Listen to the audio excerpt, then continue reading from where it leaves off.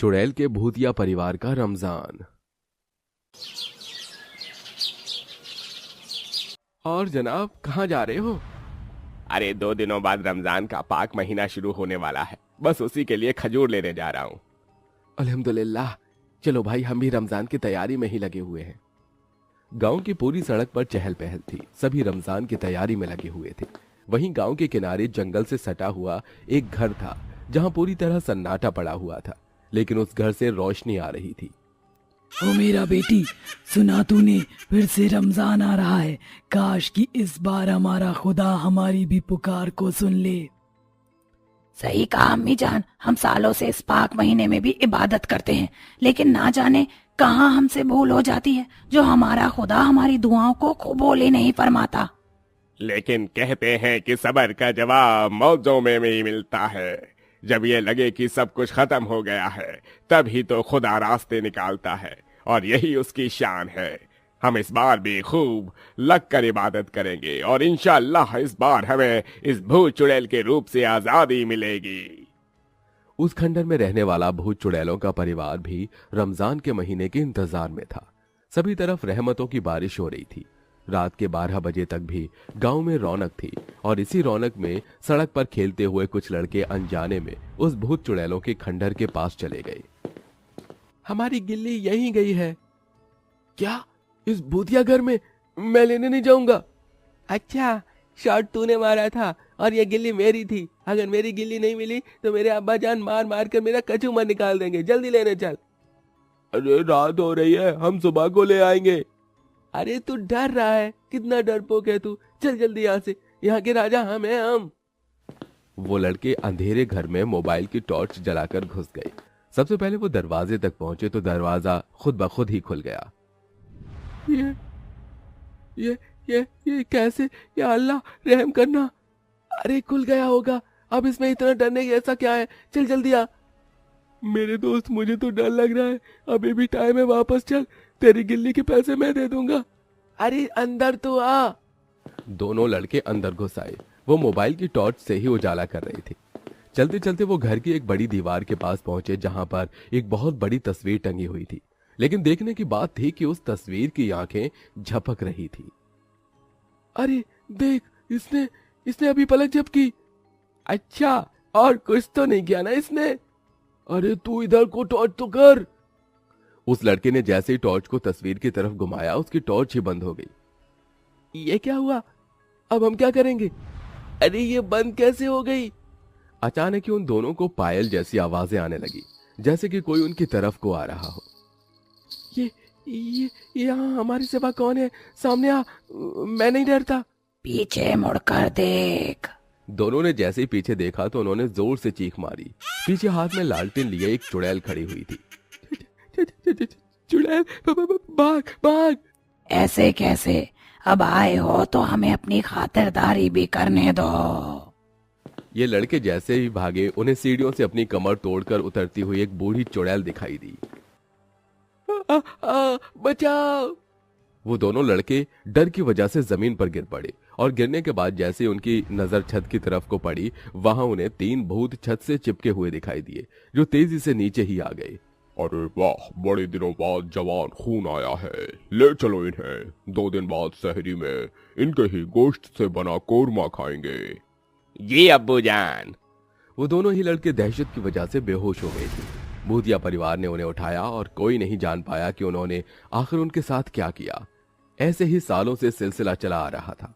गांव में कोई भी उस बड़ी खंडर हवेली के पास नहीं जाता था, और अगर कोई भूल से वहां चला जाता था तो वो कभी भी जिंदा लौट कर नहीं आता था। ऐसे ही अब रमजान आ चुका था। रमजान की धूम और दिन में अलग से ही रौनक थी, और सारे मुसलमान रोजा रखे हुए थे। ऐसे में चुड़ैल के परिवार ने भी रोजा रखा था। मुझे उम्मीद है कि इस बार हमें इस भूतिया रूप से आजादी मिलेगी। चलो अम्मी जान, अब्बू, फरमान बेटा और हुमेरा, सभी आ जाओ, इबादत का वक्त हो रहा है। आज अपने सूखे लबों से ऐसे दुआ मांगना कि वो सीधी अर्श तक जाए और हमारा बुलावा आ जाए। भूत चुड़ैलों ने जैन माज पर बैठकर इबादत की और खूब दुआ मांगी। ऐसे ही मगरिब का वक्त हो गया और हर घर में रोजा खोलने के लिए दस्तरखान सज गया। लोगों के घरों में दस्तरखान पर शरबत, पानी, खजूर और फलों की चाट वगैरह थी। वहीं भूतिया परिवार में भी दस्तरखान सज गया। उन्होंने भी रोजा खोलने के लिए खून और मांस को सजाया हुआ था। हर एक मुसलमान का हाथ उस वक्त दुआ के लिए उठा हुआ था, फिर चाहे वो इंसान हो या कोई और मखलूक। इस वक्त मांगा हुआ कभी जाया नहीं जाता, इसीलिए जी भर कर मांगो। सभी ने दुआ की और अल्लाह के घर से पैगाम आते ही सभी ने रमजान इफ्तार किया। ऐसे ही सिलसिला जारी था और अब लगभग आधे रोजे होने को आई थी। एक शाम जब बस अजान होने ही वाली थी, एक बच्ची भागती हुई भूतो चुड़ैलों की हवेली में आ गई। उसके पीछे पीछे उसकी अम्मी भी थी। अरे निदा बेटा, वहाँ मत जाओ, इधर आओ, अजान होने ही वाली है। नगमा ने ध्यान नहीं दिया और वो गलती से उस हवेली में घुस गई। अचानक उसके अंदर आते ही दरवाजा बंद हो गया। या अल्लाह, ये कौन सी जगह है? निदा बेटा। उसकी बच्ची भाग गई थी। नगमा उसे ही ढूंढने लगी कि तभी उसे अपनी बेटी दिखाई दी जो एक कमरे में जा रही थी। निदा बेटा। अपनी बच्ची के पीछे पीछे नगमा भी उस कमरे में घुस गई और अंदर उसने जो देखा उसे देखकर उसके होश गुम हो गए। अंदर भूतिया परिवार बैठा हुआ इफ्तार की तैयारी कर रहा था। तू कौन है और इस वक्त हमारी हवेली में क्या कर रही है? लगता है अल्लाह ने हमारे इफ्तार के लिए इफ्तारी भेजी है। अल्लाह के लिए मुझे माफ कर दो, मैं तो अपनी बच्ची के पीछे पीछे आ गई थी। तू वो तो चुड़ैलों से माफी की उम्मीद लगा रही है? कितनी सीधी है तू, जरा उधर देख। मुझे जाने दो। नगमा ने रोते हुए दीवार पर नजर डाली तो उसे अपनी बेटी लटकी हुई दिखाई दी।